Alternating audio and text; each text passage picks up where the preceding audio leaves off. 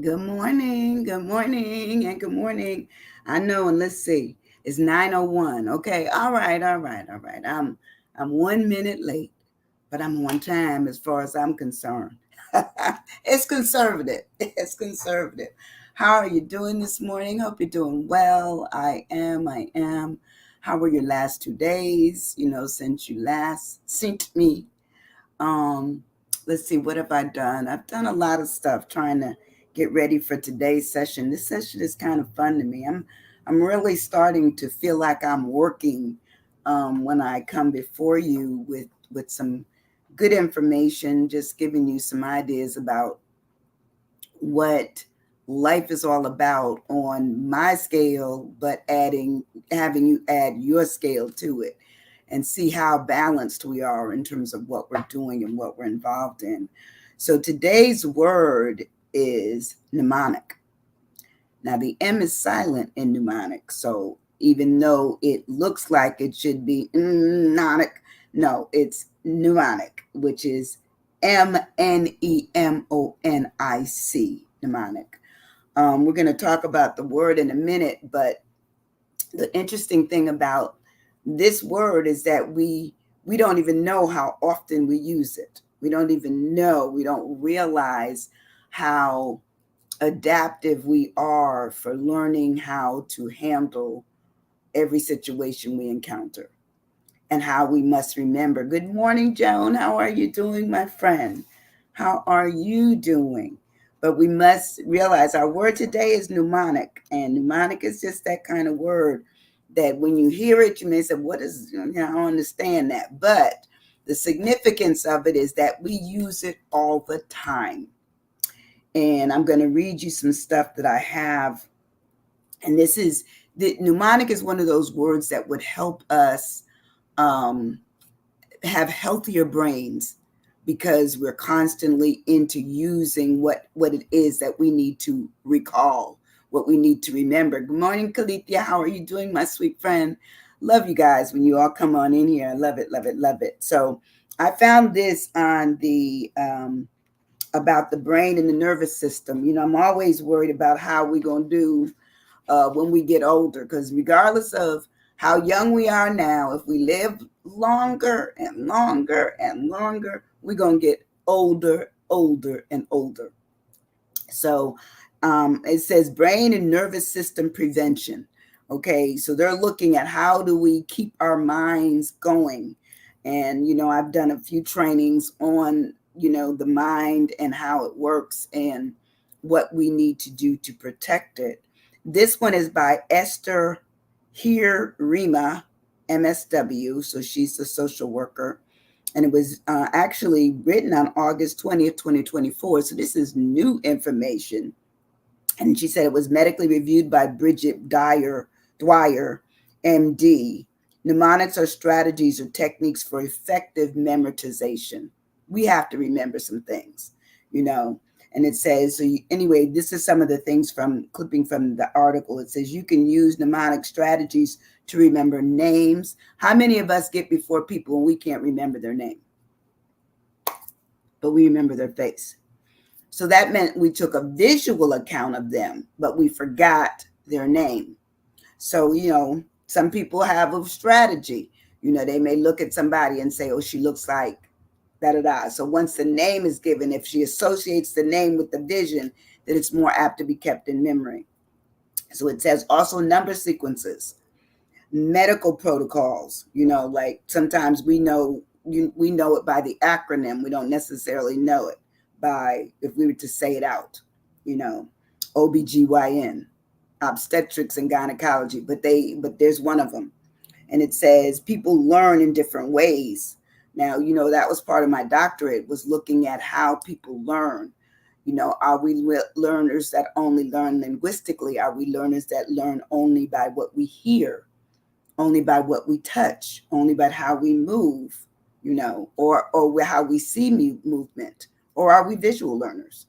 There's a lot of, that's why when I was a teacher, I always used to make, this chart that to pay attention to some of the students that only learned in certain avenues, certain streets, certain lanes. And I would kind of gear my lesson plans to trying to serve all of them, but really looking at, okay, this is when they're going to get this group. This is when this group is getting. That's how I did it. But it is difficult. It's difficult if you're still trying to stay within the curriculum, but getting people the information they need. But it says tools that work for one person may not be helpful for someone else. True. True. Sometimes you can listen to a boring lecture and not get a thing, but you can read it in the book at your own pace, understanding it the way you get it. Oh, thanks for the sunflower. I love sunflowers. Everybody, I got a few in the background. But anyway, it says, fortunately, there are several ways that we can be adaptive on our own personal views on how we learn. And it says some of the most common mnemonics include chunking. Chunking is like all of us can say our own social security numbers. Well, let me put it this way. Most of us can. Most of us can say our own social security numbers. Some of us have to look it up because we don't remember it. But being a part of working for the military and being married to, a veteran, I had to use my social security number constantly, but not so much mine, his. And then ultimately, now it's that they want mine whenever I go to the medical center. So times have changed, but still in all, you have to know social security number. That is chunking because you can remember it. That means you remembered it in blocks. You remembered it in small chunks. So chunking social security numbers in shorter blocks are easier to remember. Using Roy G. Biv as the acronym or the colors of the rainbow, which would be, the red, the orange, the yellow, the green, the blue, I don't know what I is. I'm not sure. I'm thinking it might be ivory, and then V would be violet. So that's how you learn the names of the rainbow. And then for me, because I was a singer and on the treble clef of the music scale, music notation, it talks about every good boy does fine. That's how you would learn how to understand what line they were on and what area they were starting at or going to when you're doing all of this stuff. So when we really look at mnemonic, because that's our word for today, you understand that it means how do we get information in our head and hold on to it. If you were to write down one thing that you have that you use on a regular basis, what would it be? What would it be that you know that you use mnemonic behavior for? For me, it's grocery lists. I'll make up some acronym, okay? Also, I put things to music because I'm a singer. So I will sing something and say, okay, I'll put this hum and this little thing to that, this ditty to that. And then next thing you know, I can go to the store and remember what I needed to purchase, okay? So those are kind of things. It says, I'm looking at all the other things. This was just chunked with a whole bunch of information. But anyway, it looks at chunking being a strategy. It's a strategy of how you get further along. To-do list. Yes, a to-do list. Yes, I love my to-do list. Now, sometimes I will cheat and I put it in my phone and I put it on and I have a little checklist in my note area. And I just check it off. Did I do this? Did I do this? And I make sure I have to get those things when I shop or when I'm out doing my errands. So yes, a to-do list would be great. I'm trying to look. This had so much information in it. Musical notation. It's just everything. How do kids learn the alphabet? A, B, C, D, E, F, G. Okay. That's the kind of thing it's talking about. All that is considered mnemonic. NBA, National Basketball League, LOL. Now, all of us have become somewhat more adaptive to understanding that language as we normally speak it. In writing, sometimes we could cut it down, especially when you're looking at texting. So in texting, they have LOL, laugh out loud, or sonar, which is sound navigation and ranging, sonar. So now when you see the word sonar, you understand what it is, even if you don't know it stands for sound navigation and ranging. Radar, which is radio detection and ranging. Come on now. You don't even realize it. So those are what they call the help words. They're acronyms, but they're help words. And I worked for the government for years, so there was an acronym for every single thing, everything. Dante's, which was my agency, Defense Activity for Non-Traditional Education Support. And after a while, everybody in the military understood what Dante stood for. NRA, National Raffle Association. So those are the kind of things we're talking about. And it says the ability to memorize and remember nursery rhymes is often due to, in part, to repetition. Like even when you're teaching children and you're teaching your babies when they were little and they grow up, they can still remember the rhymes that you taught them as a child because it was the act of repetition. So they heard it. It became a mnemonic in order to be retained in memory. They said that's the same thing that we need to be doing when we get older. To retain it in memory, we have to actually put some fire to it so that the memory can be enhanced constantly. Because they said sometimes even if the body doesn't work, the brain does. Even when you stop physically being able to do a lot of things, your brain is still able to exercise and recall many of the things that you learned in your much younger life. So it says take a familiar spelling rule like I before E, except after C, except or sounded like A as in neighbor and way. I remember that. Do you remember that? So this is all the kinds of things that really make, learning fun, but also how you can hold on to it.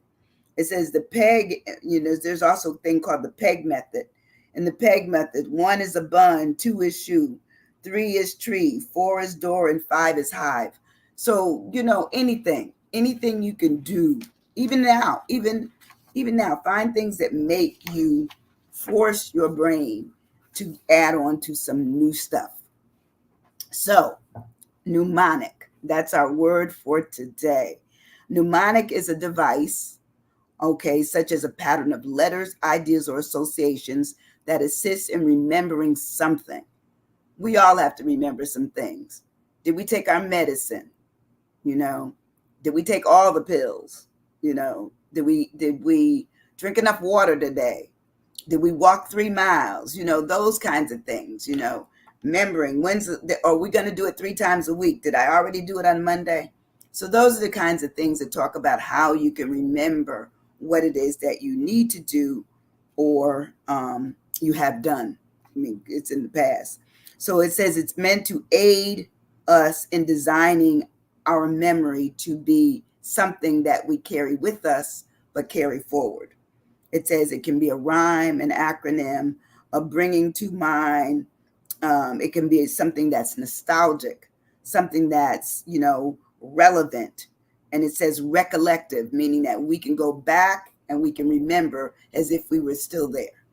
I remember those kinds of things. Sometimes when we're having, friends or family and you remember some of the things that you've done in the past that were funny or that were hurtful or that were, just acts of kindness, you remember those things. You remember them with others, and then it becomes something that makes you joyful, or at least it sets you in the mood, not only that you remember it, but also that you're happy that you did remember it.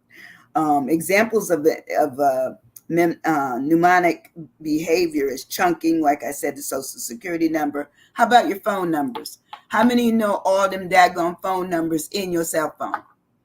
Not me.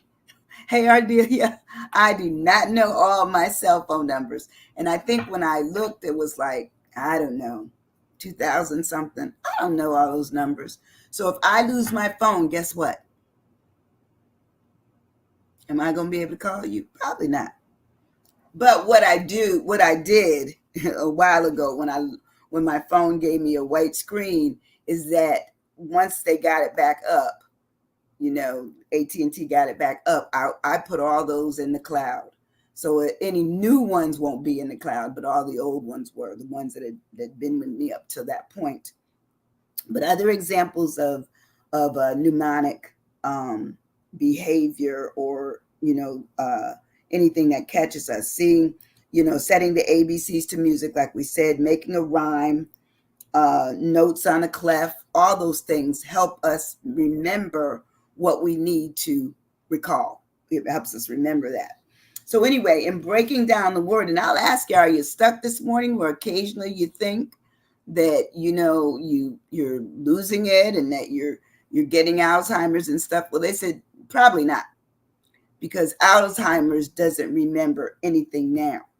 It remembers in the past. It remembers, things from your distance, your things that you've long lived, it was gone by. The current things are the things that they worry about going forward, are the things that put you in that realm of having Alzheimer's. But anyway, I know for myself, I'm constantly looking at, a memo. I love that. A memo would be great if somebody gave somebody a memo. Yes. It's not just a memo for them, but it's a memo to remind you that you wrote them. How many of us have somehow passed over or didn't go back to, the many emails that we get? Sometimes I get so many emails, I'm like, ooh, I got to do better. I have to do better. So, and at the top of my page, it tells me which ones are unread. So then I open that up, and that'll let me go down and go back through them, because sometimes I'm just that busy where I might miss something. I might miss them. But let's see. Also, did I say hello? Hello. I love you, girl. But anyway, other things it talks about when we break the word down of mnemonic, there's an M that opens up that word. So it's not mnemonic, even though it is mnemonic, the M is silent. So, a lot of people would probably miss this word on their GRE test, their comprehension, because we don't think of it like that. We think of it, if it's phonetic, we think of what we hear, and phonetically we hear the N first, not the M, because the M is silent. So I have for my M, memory, because that's what we're dealing with when we're talking about mnemonic behavior. We're talking about how do we get things and hold them into our memory. So memory is the mental capacity or faculty of retaining and reviving facts, events, impressions, and etc., or recalling or recognizing previous experiences. That speaks directly to what mnemonic is. It's our memory that we're dealing with. How do we, do what we need to do and say that we're ready to do it? I don't know. The sun just went down. Do I need to turn on my light? Let me know. I know I have on this bright yellow, but I'll turn it on anyway. Hold on one second.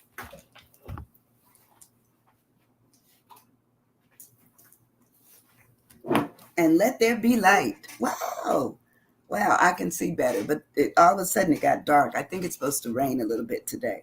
But so anyway, when we're looking at our memory, it always talks about our consciousness, our mind, our recollection of facts, our thoughts, our remembrances. Some of us have remembrances from when we were children. We've honed it so well. Where others, we cannot remember that. We can't. It talks about it being awareness, flashback. Sometimes I've been in things and it reminds me of something that, happened years ago. And I said, wow, wonder where that came from. Flashback. It also talks about a recall and a recapturing of where you were, what you were doing, all that kind of stuff. When we move further on in our word, I have for my N of mnemonic, nostalgic. Now, I believe in nostalgia. Sometimes I can get such a wonderful feeling from just my memories. Thank you. And it says feeling happy and also slightly sad at times, because I've been going through, things to, scale down the amount of paper, throw out, shred, whatever, put in the cloud. And I've been going through, and so I found things that bring a little nostalgic sadness to me, mother gone, sister's gone, father gone, just all that kind of stuff. And it brought me to a place of sadness, but not terribly sad, because I realized that, they're fine. They're looking down on me, and they're fine. But that's my point, where I understand what my memory is still allowing me to do was remember them, remember who I was a part of, who was a part of my life, and who I was a part of in their lives. But it says nostalgic is feeling happy and also slightly sad when you think about things that happened in our past. That's us. That's life. You live long enough, you got a past. You got a past. You have a past. So therefore, that would be remembrance, awareness, flashbacks. There it is again. Regret. How many of us have been through some things and we never cleared them up? So we feel regretful about it. And sometimes, because death quiets all, we can't do anything with it. Nothing. We can't, because they're gone. But when I was a counselor, one of the things I used to tell my clients is write it to them, tell them it, and then get rid of it, shred it, let it go, because they're gone. You can never, undo what you didn't do down here. You can ask for forgiveness of it, and that's it, but don't let it eat you up, where it's retained in memory for a negative reason that brings you to sadness when you think about the fact that you can't change it. A lot of times, that's why they say loose lips sink ships, because sometimes if we're too confrontive, too angry, too frustrated, whatever, we misstep. And so it's best to calm down and deal with it. So I used to tell my clients, calm down and deal with it. Write your letter and say at the end of the letter, when I send off, not receive, when I send off this letter, I pray that my forgiveness for whatever happened has been received and understood on high. Get rid of it. And they do. They've done it. They said it worked for them. They said it's worked for them. When we move further on in our word of mnemonic, we want to talk about evocative. Evocative. That's an E. It says to bring strong images. Sometimes, as I said, if we're visual learners or we're visual receivers, we get everything we see, it's all in us. We see it and we feel it. It generates something in us.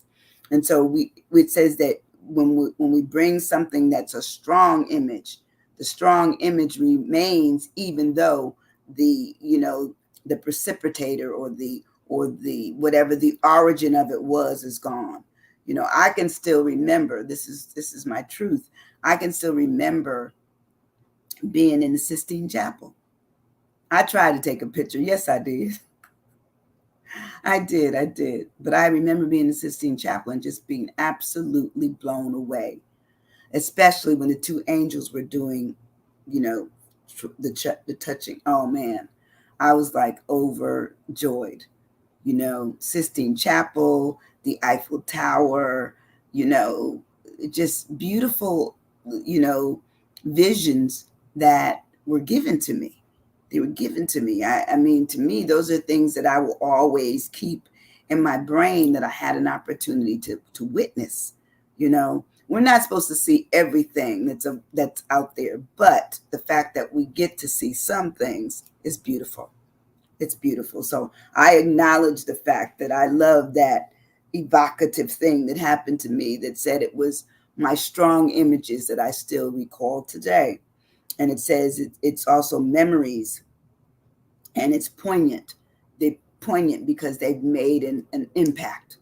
We feel it. We see that something that happened, and we remember it, Also graphic. Evocative is also something graphic. We remember how things were shaped, how high they were, how deep they were, what beauty we saw in someone's face or their eyes, or the scenery. Well, I remember, when we would, be out on the autostrada. Yes, the autostrada in Europe is so fast, and they don't have speed limits like we do. They don't. Your car engine, if it goes fast, then you can go fast. If it goes 140, you can do 140. So, but I would always, just be everything I felt was like eye candy, everyone. Like the valleys, the beauty of the trees, the vineyards where they had the beautiful smelling of grapes and wines and all that kind of stuff. Those things to me, that's priceless stuff. I've never been to those things here in America. But what I got to see in Europe, I loved it. What I've got to see in the States too, I loved it, because I did travel a lot. So, with my job. So I was able to see a lot that became evocative to me, moving, remindful, haunting in some instances. Like when I saw the Pieta, I was like, oh my goodness, that was just gorgeous, powerful. So those are the things I can certainly relate to. When I move on in my word, I don't see any words down there. And I always have to admit that sometimes I don't see things until after I get offline. So sometimes I guess the connection works where, your comments come in, and sometimes they do not. So don't think I'm trying to ignore you if you're writing things and I don't see them till later on. Next word I have is for my M of mnemonic is mindful. Mindful, conscious and aware of something. We're conscious and aware of something, where we have to be, what we have to do, but we have to remember that we have to be there. We remember what we have to do. All those things become the next, how do I get from here to there? I have to plan it out. And to me, I am a planner. If I'm going to do something, it's going to be planned out. You can't come to me and just say, hey, we getting ready to do so and so and so. I said, oh yeah, okay. You're going to do so and so and so. I'll have to see if I can, change my schedule and my mindset for me to be able to do that. So, for me, mindful says that I'm aware of it in advance. It says it also that I'm conscious of it. I'm alert to it. I'm sensible. Okay. I'm sensible also. I'm acquainted with it. You can't talk about it 5 minutes before and think all of a sudden I become an expert. Can't do it. Won't do it. And then it also says that I become wise to doing what I need to do. That makes it mindful. When I move further on in my word of enumerate, mnemonic, excuse me, I talk about orally. We learn orally. Sometimes we remember things that people have said orally to us, and that is retained in memory. We remember it. So orally meaning that we heard it by someone speaking it. Like when you go to a lecture, you hear them speaking it. And sometimes they will say, write this down. That's what I love about my pastor. He said, you got out your pen, write this down. And that's how they're helping you realize that there's an importance of learning what you need to know. So orally, it says being spoken and verbally given. Vocal. Sometimes things are barely uttered, but nonetheless, they're putting seeds out there for you to hear. Voiced, spoken, sometimes barely audible, where it's a whisper. That's still an opportunity to say with what she said before she lost consciousness, or what she said before, or what he said before they were no longer here. This is what they said. I remember things like that. Okay, orally also talks about how things are pronounced, if it were shouted, or if it's just articulated, just given. The information is very well given, and they wanted you to make sure that you were able to understand what they were saying. That would be well articulation. We move further on in our word of mnemonic, we talk about necessity. In order for our brains to remain actively involved in our lives, we must look at the necessity of protecting them, but also learning something every day. That's one of the reasons of Are You Stuck? How it all came about. It's helping people realize that learning is out there, but in order for you to really do something with it, you have to take part in it and be a partner to it for yourself. I don't want to be, a 95-year-old woman and not remember anything. So I want to be that maybe 95-year-old woman that can't do as much as she used to do physically, but mentally we still gonna have a discussion. That's what I want. Oh, that's what I want. And I've always told you that my mother, grandmother, and aunt, my father's sister, they lived well into their 90s, and my auntie was 104. So, okay. All right. This is good stuff. This is good stuff. So the necessity talks about trying to make sure your mind stays healthy and that you're really looking at mnemonic, ways of remembering stuff. It talks about it being essential, a requirement, a necessity, that it is necessary, and it's a requisite. I didn't say prerequisite. I said a requisite. Requisite. Sound required. It's also, they said, a must, a need, and it should be a want. Now, I don't know about you all, but for myself, I want to be able to keep my brain intact. I want it. I want it, no matter how long I live, And I figure once I leave here, I got much more time down under or the ground. Not hopefully my spirit has raised up, but I want to be able to say that when I leave here, that I did as much as I could to keep my brain as healthy as it could, but my body wore out. That's what I want. That's what I want. When we move further on our word of mnemonic, my I in mnemonic is implicative. Implicative.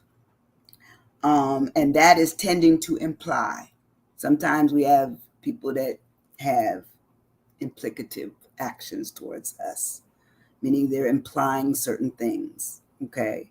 And that says something conveying a meaning indirectly. It's not direct, it's indirect. It says they've drawn a conclusion. Even we may have done that in the past, drawn a conclusion for whatever the reason. It says it also be a connotation.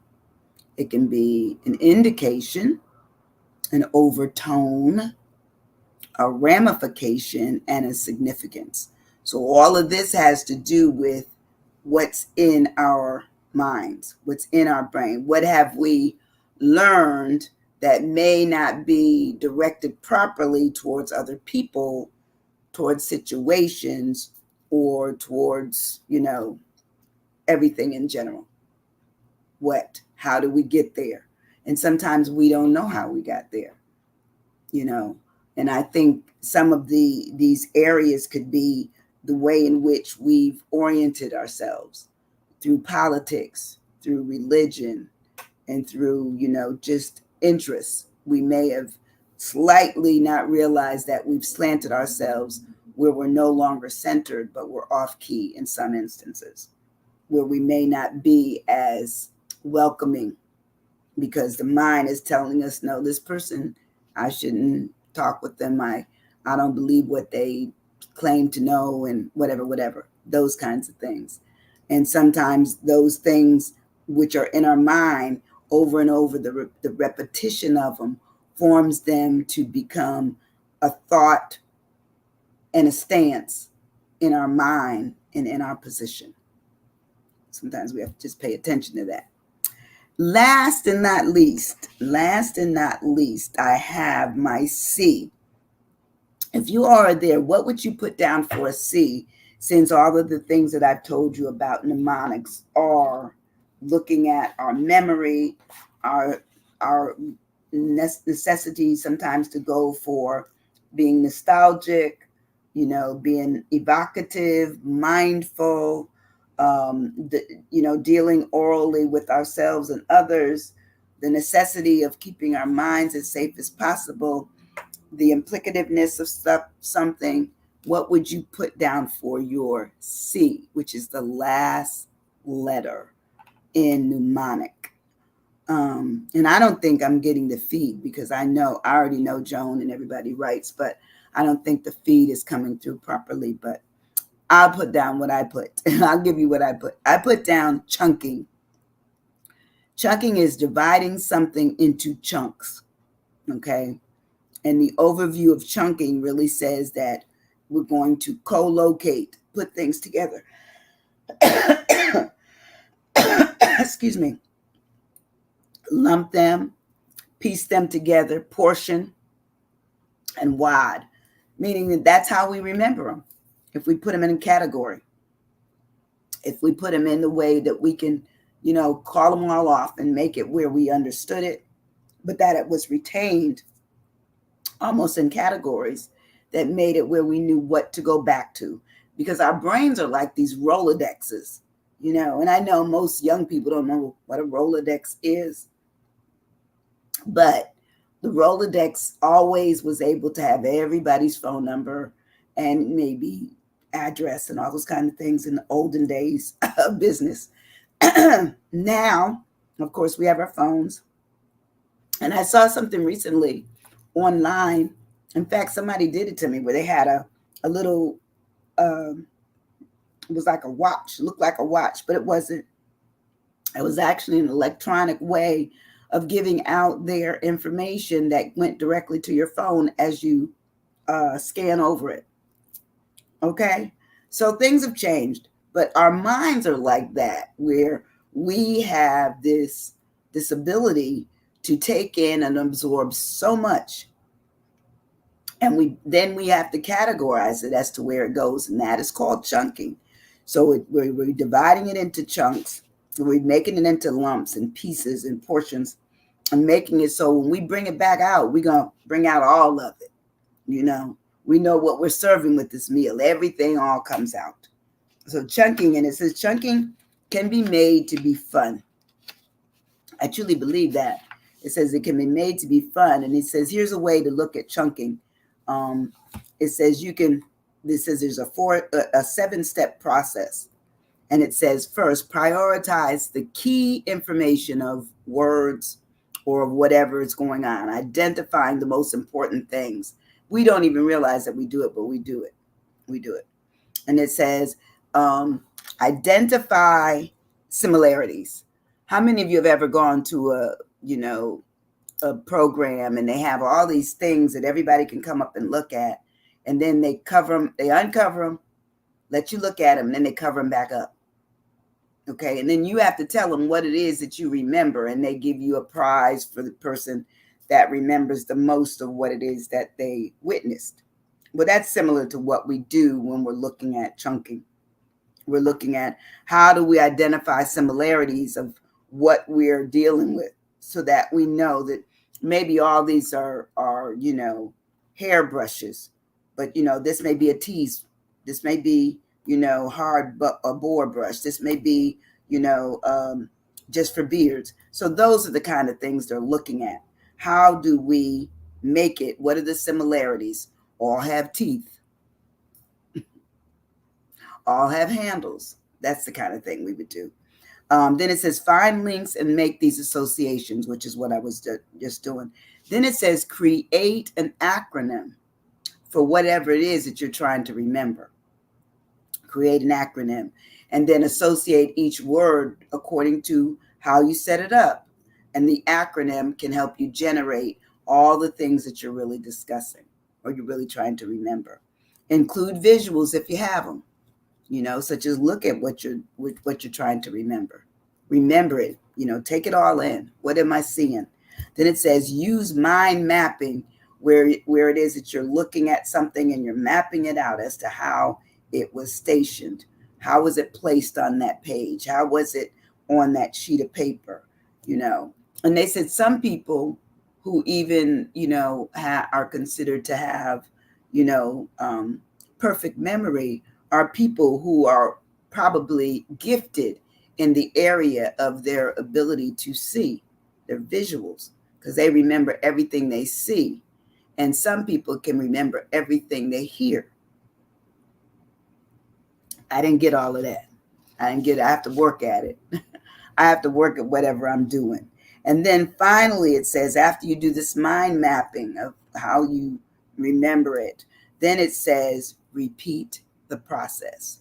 So repetition, when we're talking about, you know, how do I recall these things that I need to recall, is all done by just continuously going over it, then rest a minute, go over it. Where's it at on this? So what's it at? What's it look like? How's it shaped? What else is involved in it? And I guess you will have a mnemonic process that will work for you. Listen, I'm sorry, but I know something had to happen because I know Joan always writes and so does Ardelia, but I don't see anything. I only see 5 things on the page here, but not quite sure what's going on. I'll have to ask them again. But anyway, love you guys. Have a wonderful, wonderful Wednesday. I will be here on Friday, and I know it's the holiday weekend, but I'm going to do it on Friday because I'm going to take Monday off. So I will see you on Friday, but not on the following Monday. But I am so excited about this whole idea of mnemonic and our behavior towards it, how we protect what we know and culture what we need to learn by just putting some little spin to it visually, alphabetically, whatever we want to do with it. That's what we do.